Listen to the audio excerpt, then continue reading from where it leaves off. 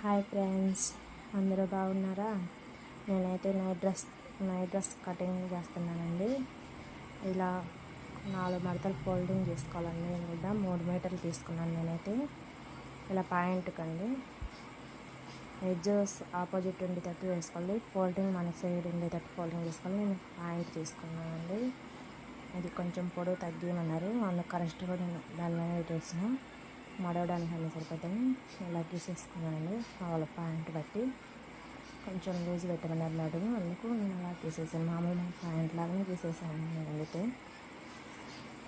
Cutting చేసుకొని ఆ point మొత్తం కట్ చేశానండి. అది వెస్ట్ పీస్ పనికి వస్తుందండి, హ్యాండ్ కనుక ఇలా ఫోల్డింగ్ చేసి పాయింట్ అయితే అలా కుట్టేసాను. ముందు ఫ్రంట్ పార్ట్ బ్యాక్ పార్ట్కి ఇస్తానండి. 2.5 ఇంచు మెడకు కట్ చేసినాను. 3 ఇంచులు షోల్డర్ కట్ చేసినాండి. 5.5 పెట్టానండి సంకా డీప్కు. అలా కట్ గీసుకున్నాను. అలా గీసేసి 1/2 ఇంచు పెట్టేసి సంక డౌన్ తీసానండి. నేను ముందు సంక డీప్ కట్ చేసుకుంటున్నాను. ఇప్పుడు బ్యాక్ నెక్కు 1 ఇంచు కట్ చేసానండి. కొంచెం క్రాస్ తీసుకొని కటింగ్ చేసుకోవాలి.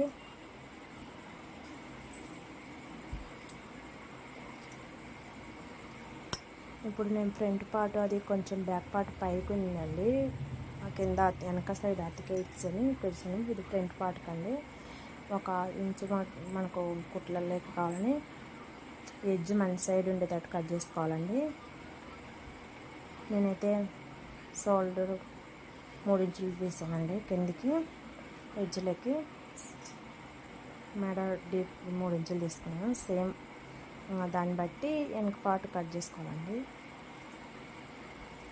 చూడండి, సంక ఫ్రంట్ పార్ట్ సంక కటింగ్ చేశాను. అలా సంక పీస్ కత్తి పడితే అలా వేయచ్చు. కొంచెం పడితే బేమన్నదని నేను కొంచెం సంక డౌన్ తీస్తున్నాను. ముందు ఫ్రంట్ పార్ట్ కాబట్టి అంత ఈజీ అండి. అది మడుపుకోవడానికండి, మడతలకి హ్యాండ్ కటింగ్ అండి. నేనైతే మనకు కటింగ్లోకి హోల్డింగ్ చేసుకోవడానికి అందరికి కలిపి మొత్తం 6 ఇంచులు పెట్టేసుకున్నాను. డౌన్ 2.5 ఇంచు తీసేసాను. అలా కట్ చేసాను.